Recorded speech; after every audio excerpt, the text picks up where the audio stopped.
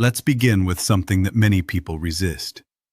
Yet it is the most decisive factor in whether you lose belly fat or continue to struggle with it. Your diet.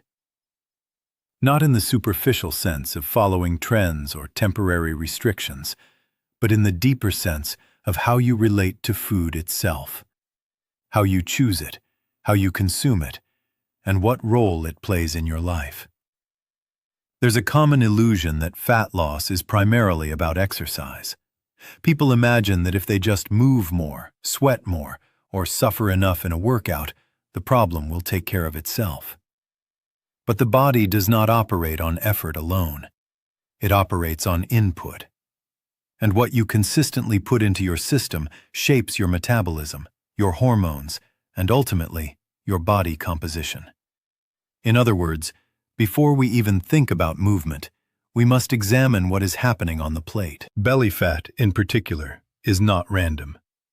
It is metabolically active, closely tied to insulin levels, stress hormones, and long-term eating patterns. When your diet is dominated by refined sugars, processed carbohydrates, and calorie-dense but nutrient-poor foods, your body is pushed into a state where fat storage becomes the default. Not because your body is failing you, but because it is responding exactly as it was designed to, protecting you from what it interprets as instability. So the first shift is not mechanical, it is philosophical. You stop asking, how much can I get away with eating? And start asking, what kind of system am I building inside my body? That one question changes everything. Because now, food is no longer entertainment or emotional compensation. It becomes information. It becomes instruction. Every meal tells your body either to store fat or to release it. When you prioritize whole, unprocessed foods, things that resemble their natural state, you send a very different signal.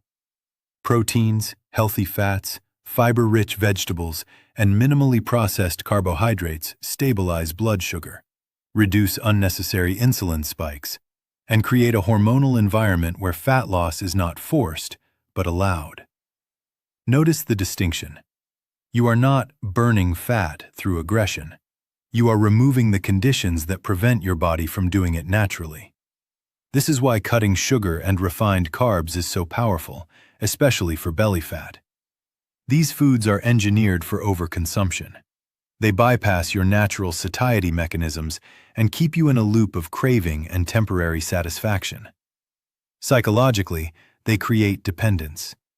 Physiologically, they keep insulin elevated, which makes it significantly harder for your body to access stored fat.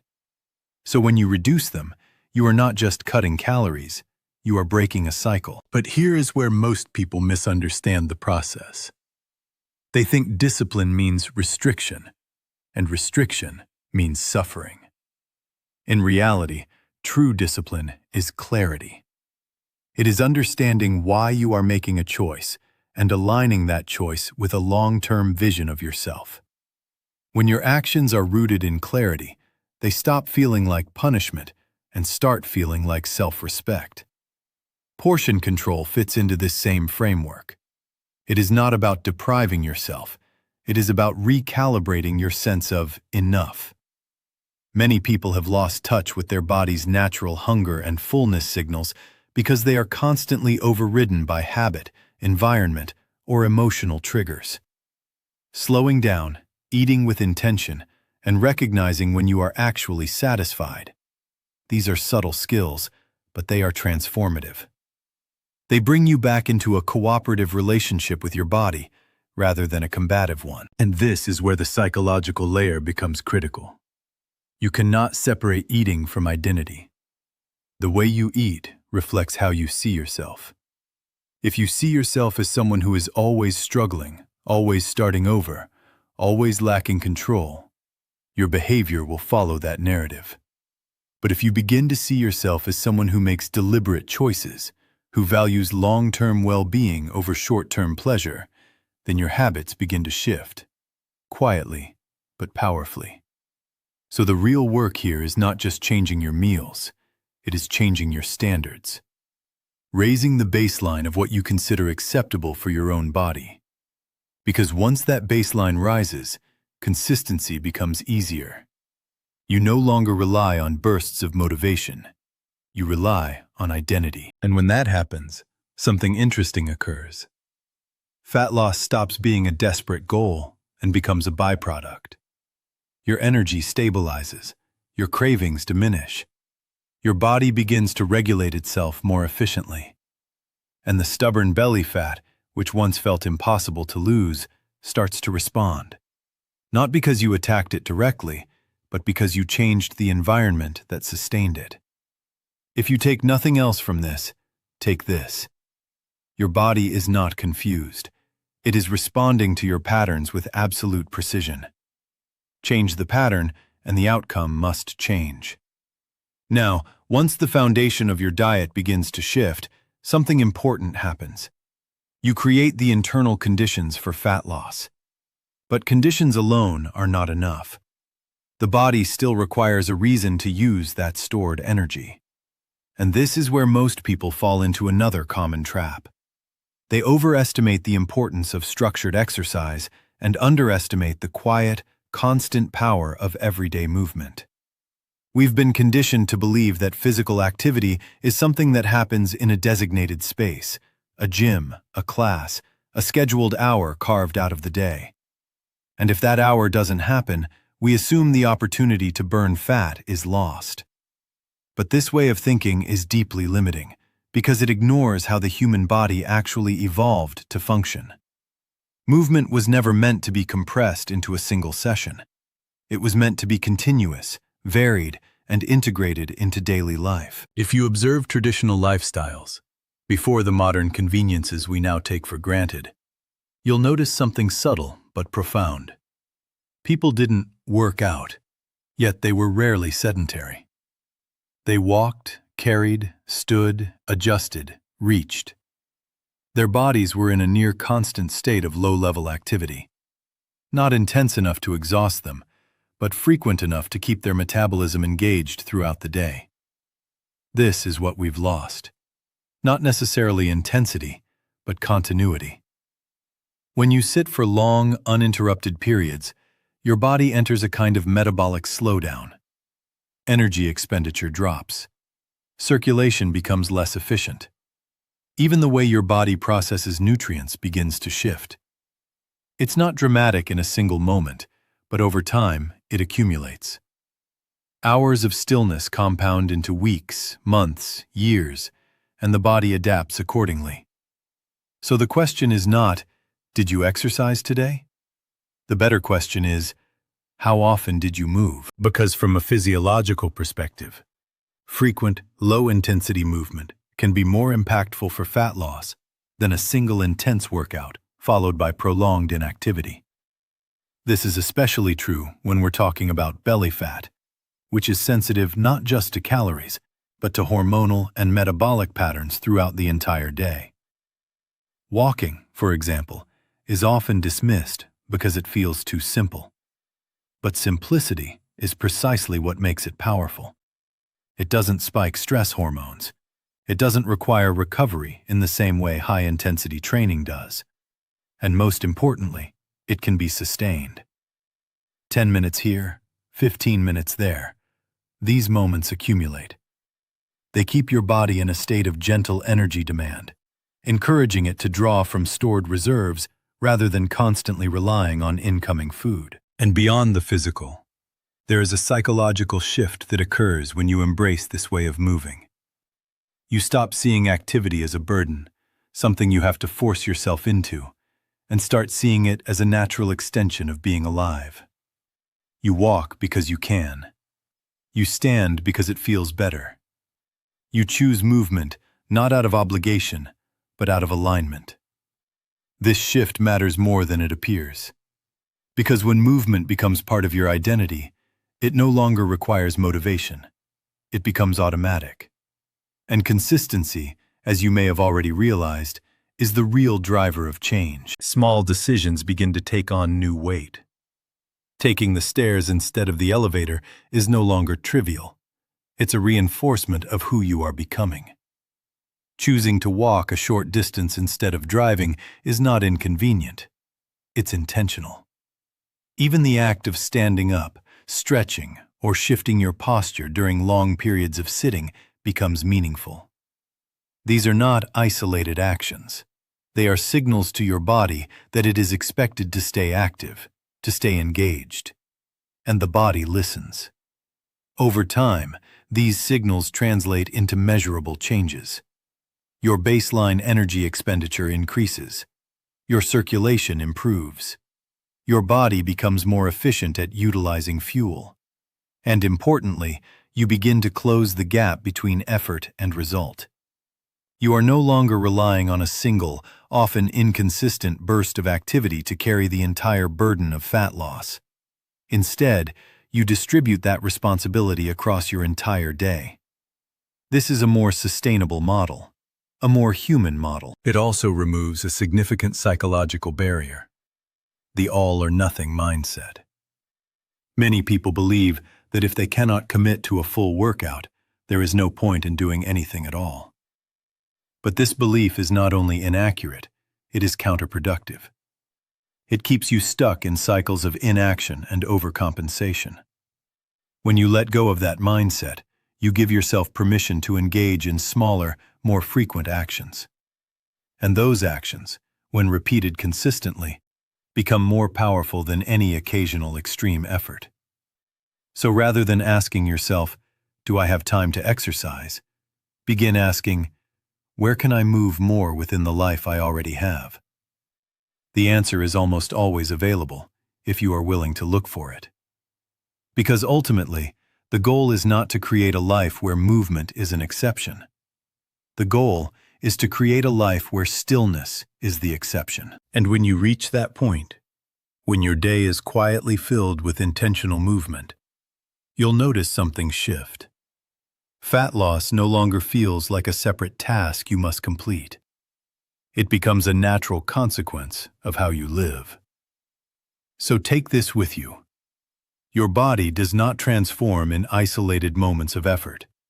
It transforms in the patterns you repeat without thinking.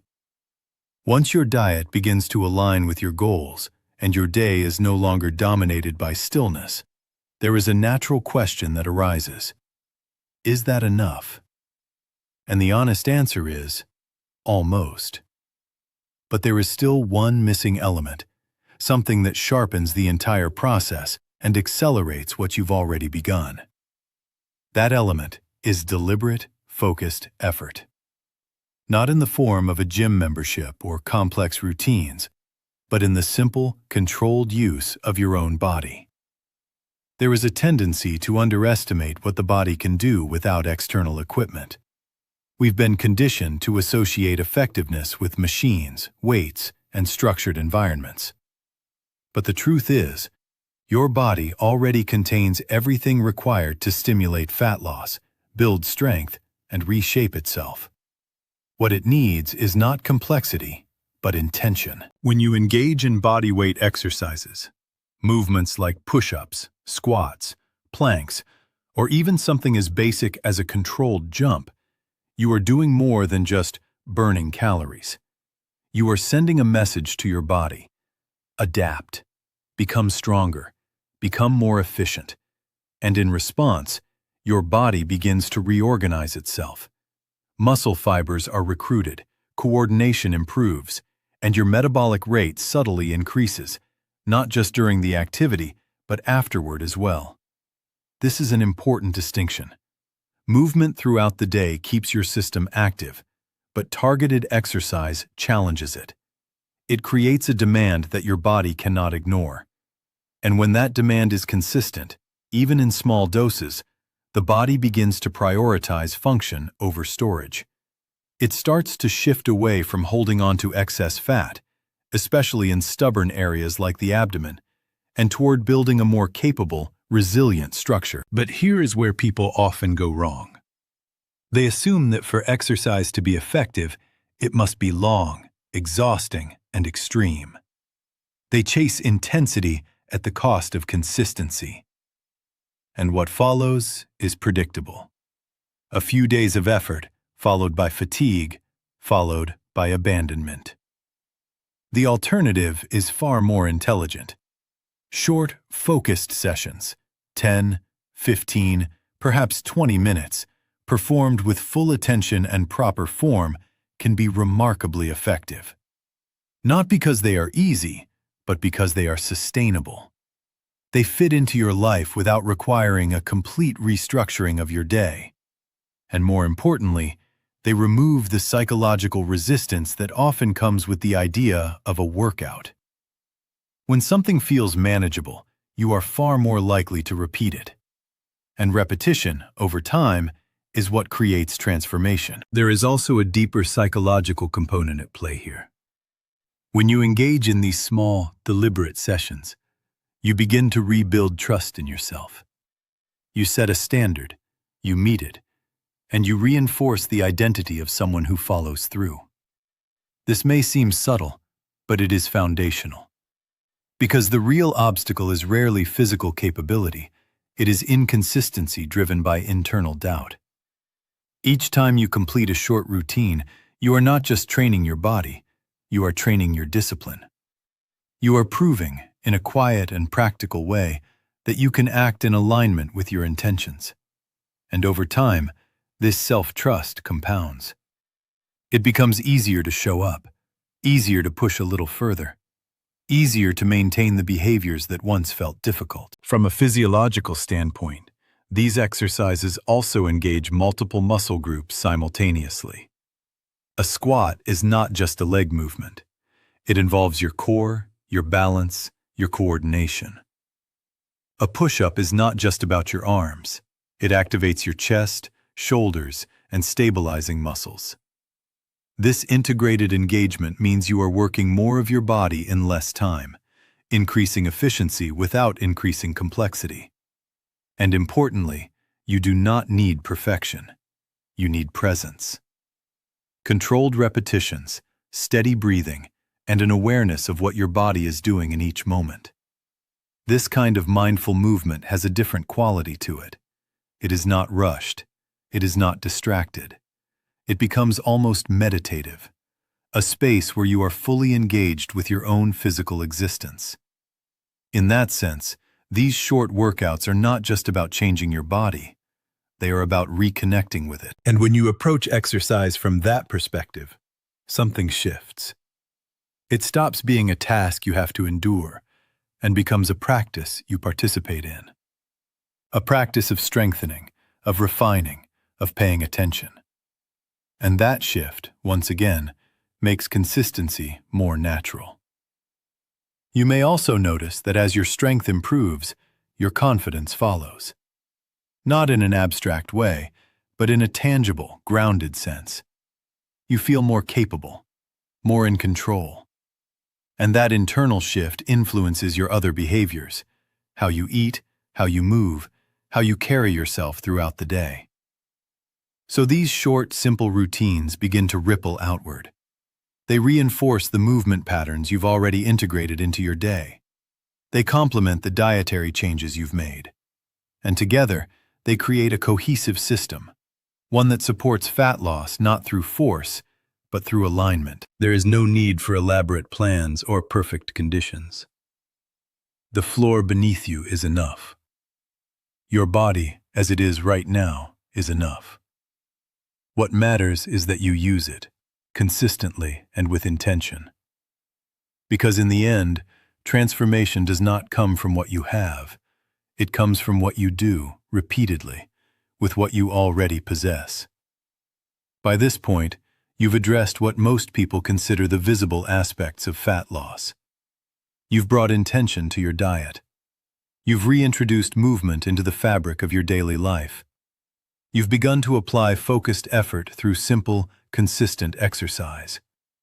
And yet, there is a quieter layer beneath all of this, one that determines whether these changes take root or quietly unravel over time. That layer is your lifestyle. More specifically, how you sleep, how you recover, and how you respond to stress. It's easy to overlook these factors because they don't feel as active. There's no immediate sense of effort, no visible output. But biologically, they are deeply influential. In many cases, they are the difference between progress and stagnation, especially when it comes to belly fat. Let's start with sleep, because it is often the most neglected. When you consistently get insufficient or poor quality sleep, your body enters a state of subtle imbalance. Hormones that regulate hunger and satiety begin to shift.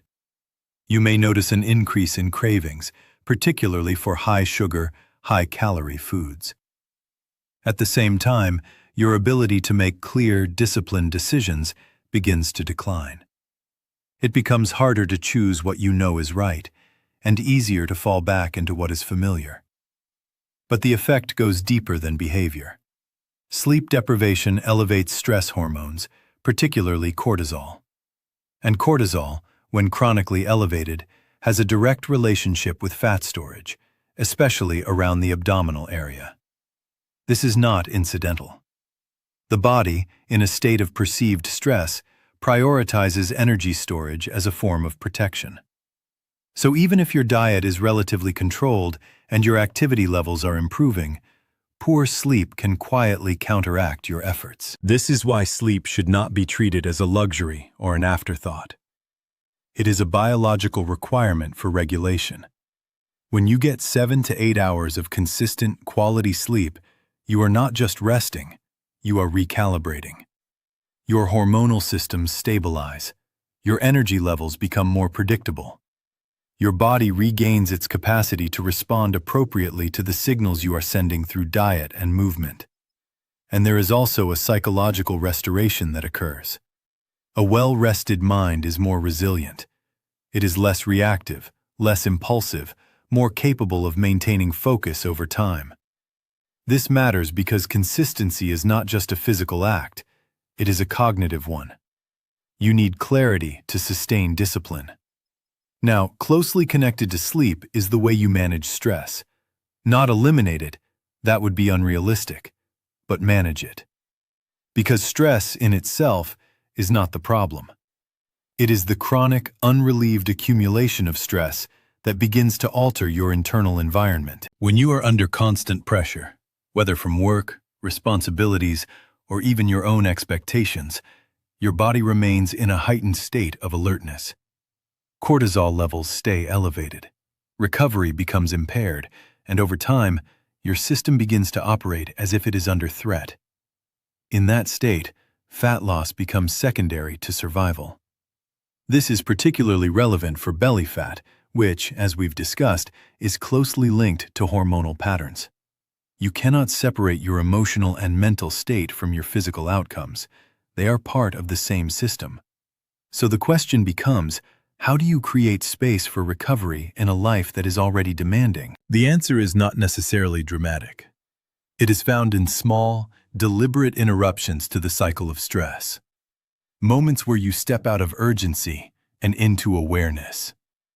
This could be as simple as a quiet walk without distraction, a few minutes of controlled breathing, or even just sitting without input. No phone, no noise, no immediate task. These moments may seem insignificant, but they signal something important to your body, that it is safe to relax. And when the body feels safe, it begins to shift out of that defensive state. Hormones start to normalize, tension decreases, and the conditions for fat loss improve, not through force, but through release. There is also a broader philosophical shift that must occur here. You have to move away from the idea that more effort always leads to better results. In many cases, especially with health, the opposite is true. Excessive pressure on your body, on your schedule, on your expectations, creates resistance. It disrupts balance. It leads to burnout. Sustainable progress comes from alignment, not intensity alone. This is where lifestyle becomes the integrating force. It ties together everything you've done so far. Your diet becomes easier to maintain because your mind is clearer. Your movement becomes more consistent because your energy is stable. Your workouts become more effective because your body is properly recovered. And perhaps most importantly, you begin to experience a sense of control. Not rigid control, but calm, steady control. You are no longer reacting to your habits, you are shaping them. This is what allows change to last. Because ultimately, the goal is not just to lose belly fat. That is a temporary outcome. The deeper goal is to create a way of living where your body naturally maintains a healthier state. Where your habits are not forced, but integrated. Where your decisions reflect a clear understanding of what supports you and what does not. When you reach that point, the process becomes quieter, less dramatic, but far more effective. So as you move forward, consider this. It is not just what you do when you are active that shapes your body. It is what you allow when you are at rest.